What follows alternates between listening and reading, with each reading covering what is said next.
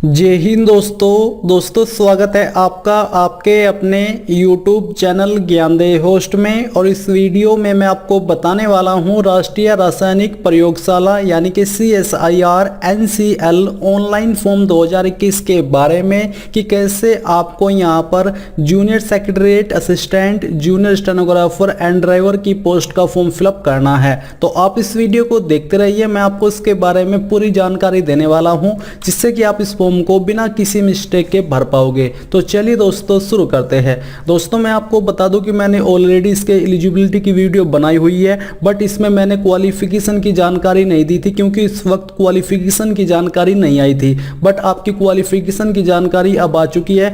आपको यहाँ पर अप्लाई करने से पहले एक बार जॉब टाइटल के नीचे जो एडवर्टाइजमेंट है इसके ऊपर क्लिक करके PDF को ओपन करके ये देख लेना है कि कौन सी पोस्ट पर आपसे एग्जैक्टली क्या क्वालिफिकेशन मांगी है। अगर मैं आपको सिंपल वर्ड में कहूँ तो जो आपकी junior secretariat assistant, junior stenographer की पोस्ट है, इन पर अप्लाई करने के लिए आपसे 12वीं पास की योग्यता और टाइपिंग मांगी है। और जो आपकी ड्राइवर की पोस्ट है इस पर अप्लाई करने के लिए आपसे 10वीं पास और साथ ही दोस्तों यहाँ पर आपके पास 3 साल का एक्सपीरियंस होना चाहिए। इसकी जो इंपॉर्टेंट डेट्स है उसके अकॉर्डिंग आप लोग 30 अगस्त 2021 से लेकर के 30 सितंबर 2021 तक इस फॉर्म को भर पाएंगे। यहाँ पर आपको नीचे थोड़ा आकर के पोस्ट वाइज क्वालिफिकेशन जानने को मिल जाएगी और आपको हिंदी और इंग्लिश दोनों में बताया है जिसमें कि आपको कंफ्यूजन भी नहीं होगा जानकारी को समझने में कि सर हमसे क्या क्वालिफिकेशन मांगी है। इसलिए आप एक बार देख लीजिएगा। जैसे कि आपकी ड्राइवर की पोस्ट है, इसके लिए 6 वैकेंसी है। अप्लाई करने के लिए आपको बोला कि आपके पास लाइट मोटर व्हीकल और हैवी मोटर व्हीकल का लाइसेंस होना चाहिए। साथ ही आपको जो वाहन होता है उसके अंदर छोटी मोटी जो प्रॉब्लम आ जाती है उसको सही करना आना चाहिए। और इसके अलावा आपके पास 3 साल का एक्सपीरियंस और 10th पास आपका होना जरूरी है।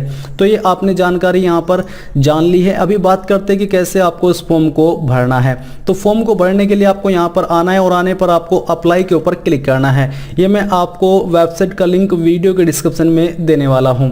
तो ये अप्लाई के ऊपर क्लिक करने के बाद आपके सामने कुछ ऐसा इंटरफेस आ जाएगा। तो यहाँ पर दोस्तों आपके सामने रजिस्ट्रेशन का पेज दिया गया है। अब आपको ईमेल आईडी के अंदर अपनी वैलिड ईमेल आईडी एंटर करनी है। एक पासवर्ड आपको यहाँ पर क्रिएट कर लेना है जिसकी लेंथ कम से कम 8 कैरेक्टर की तो होनी ही चाहिए। और इस पासवर्ड को दोबारा डाल करके आपको कंफर्म कर देना है।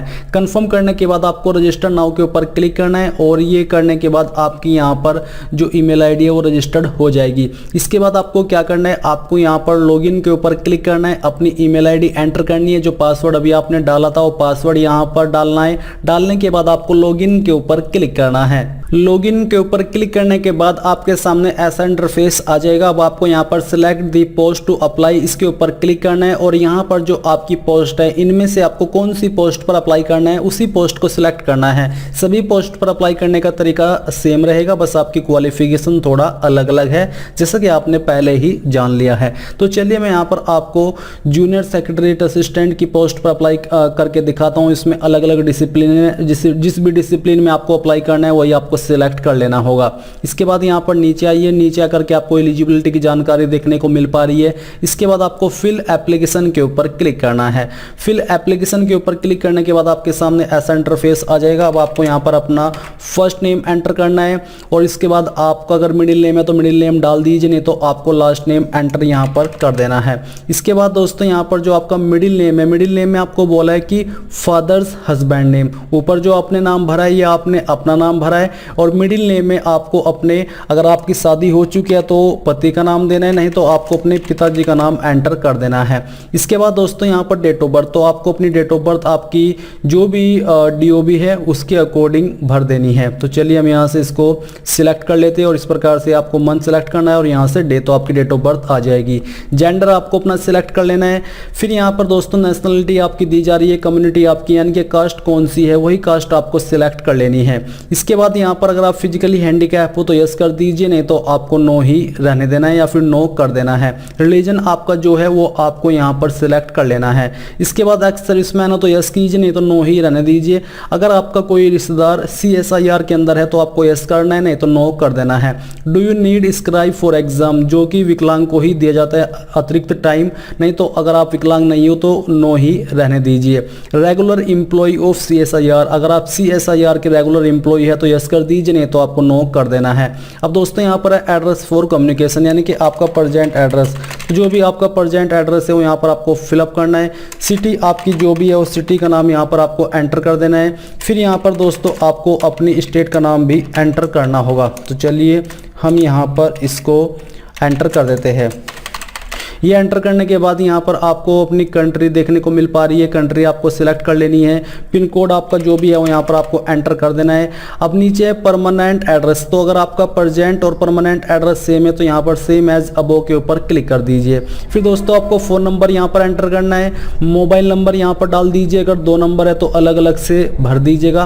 अप्लाइंग फ्रॉम कंट्री, कौन सी कंट्री से आप अप्लाई कर रहे हो तो इंडिया सेलेक्ट करके आपको ये सभी जानकारी चेक करनी है।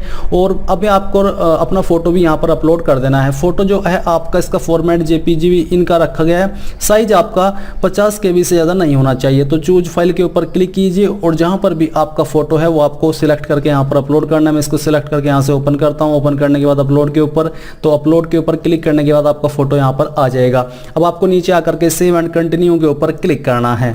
सेव एंड कंटिन्यू के ऊपर क्लिक करने के बाद आपके सामने क्वालिफिकेशन की जानकारी आ जाएगी। तो सबसे पहले आपको डिग्री के ऊपर क्लिक करके 10th की जानकारी भरनी है। तो आपको एसएससी स्टैंडर्ड ये सिलेक्ट करना है। फिर स्पेशलाइजेशन में आपको यहाँ पर ऑल सब्जेक्ट लिख देना है। तो चलिए यहाँ पर हम ऑल सब्जेक्ट लिख देते हैं। कॉलेज इंस्टीट्यूट, यानी कि आपने किस कॉलेज से की है उसका नाम आपको यहाँ पर एंटर कर देना है।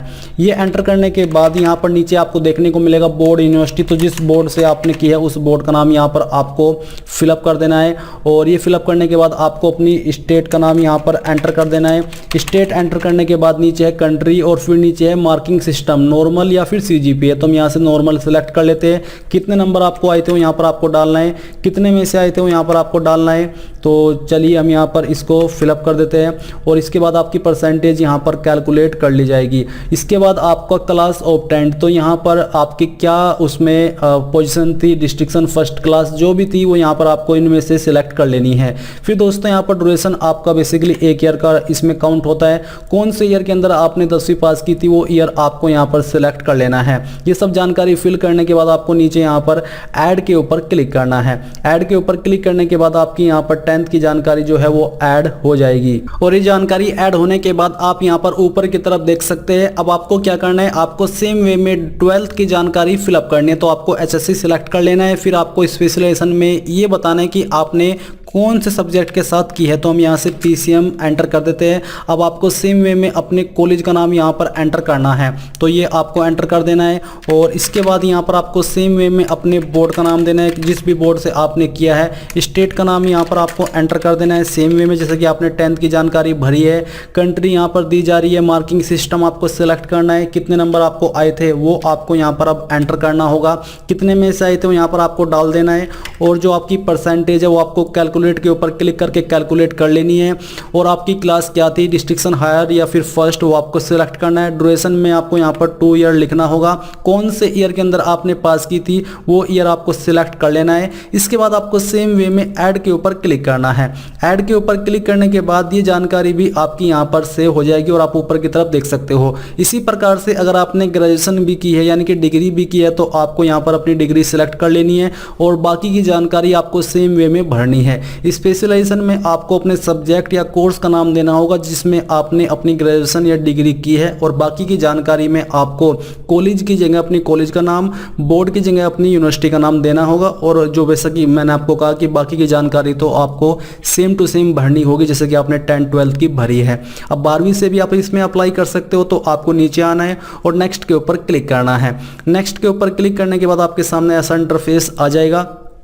यहाँ पर आपसे पूछा कि टाइपिंग स्पीड इन इंग्लिश, तो आपकी कितनी वर्ड पर मिनट है वो आपको यहाँ पर सिलेक्ट कर लेना है। टाइपिंग स्पीड इन हिंदी, अगर आपको हिंदी की भी आती है तो यहाँ पर आप सिलेक्ट कर लीजिएगा, नहीं तो आप इसको सिलेक्ट के ऊपर ही रहने दीजिएगा। तो चलिए हम यहाँ से 35 सिलेक्ट कर लेते हैं। इसी प्रकार से मीडियम ऑफ रिटन एग्जामिनेशन, तो आप कौन से लैंग्वेज में एग्जाम देना चाहते हैं वो आपको सिलेक्ट कर लेना है।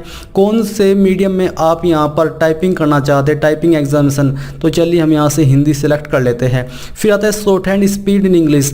आपकी ये सिर्फ जो जूनियर स्टेनोग्राफर की पोस्ट है उस पर ही मांगी गई है, अन्य पोस्ट पर नहीं मांगी है। अगर आप जूनियर स्टेनोग्राफर की पोस्ट पर अप्लाई कर रहे हो तो उसके अकॉर्डिंग यहाँ पर आपको अपनी शॉर्ट हैंड स्पीड इंग्लिश के अंदर और हिंदी के अंदर बता देनी है। शॉर्ट हैंड स्पीड टेस्ट का जो मीडियम है वो क्या रखना चाहते हैं वो भी आपको यहाँ पर सिलेक्ट करना होगा। अब आपको यहाँ पर सेव के ऊपर क्लिक करना है, इस जानकारी को सेव कर देना है। फिर आपको नीचे नेक्स्ट के ऊपर क्लिक करना है।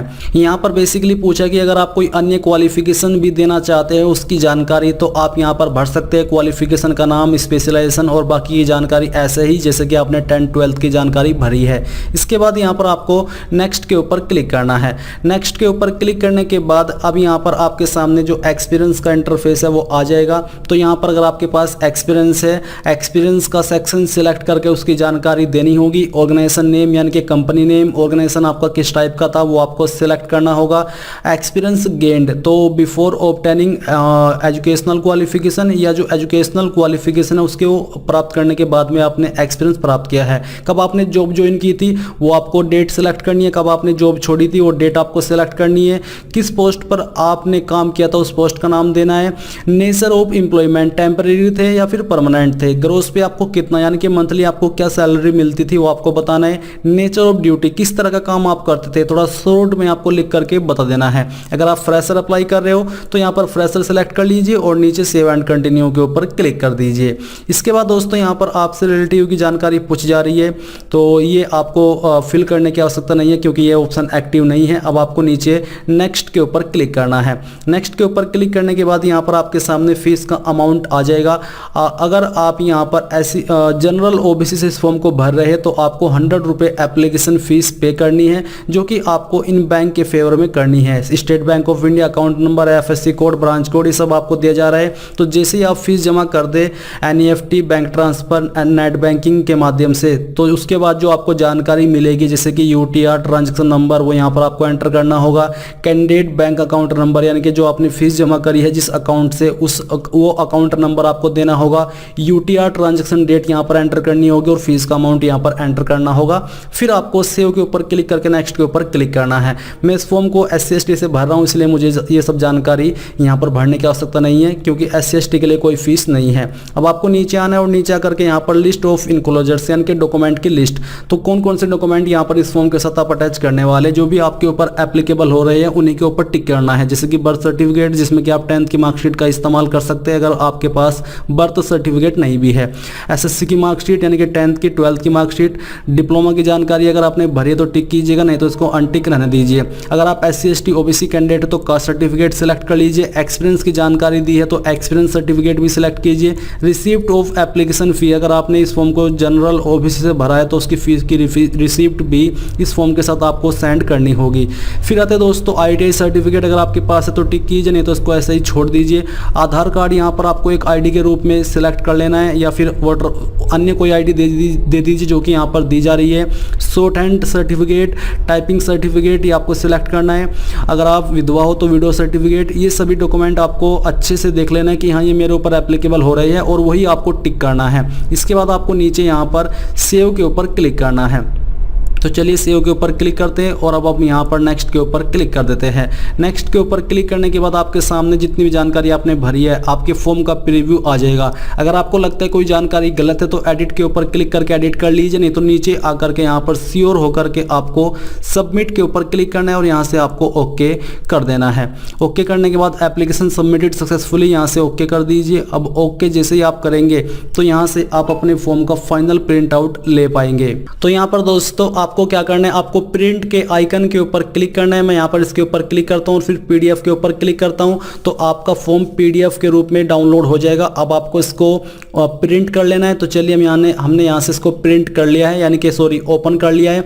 ओपन करने के बाद ये आपके सामने आपका परफॉर्मा आ चुका है। अब आपको यहाँ पर क्या करना है, आपको यहाँ पर डेट डालनी है और आपको ईयर लिखना है। पहले इसमें आपको उस जगह का नाम देना है जहाँ से आपने इस फॉर्म को भरा है और यहाँ पर आपको अपने सिग्नेचर करने हैं। और जो हमने यहाँ पर इनक्लोजर सिलेक्ट किए थे, ये सभी इनक्लोजर्स की फोटोकॉपी आपको इस फॉर्म के साथ अटैच करनी है।